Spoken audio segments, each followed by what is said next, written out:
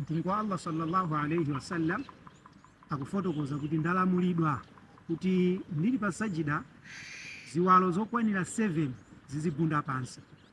Ndi ziwalo 7 apa mtumiki pofotokoza ananena kuti chikumi pamodzi ndi mphuno ziwirizi zili pamodzi, chimene chikunena kuti ndi chiwalo chimodzi.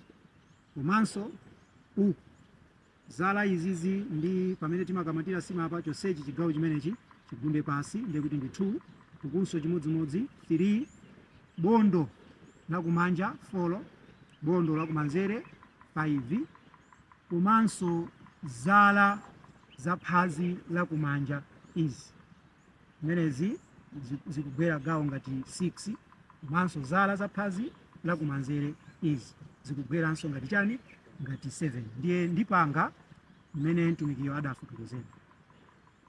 Allahu akbar.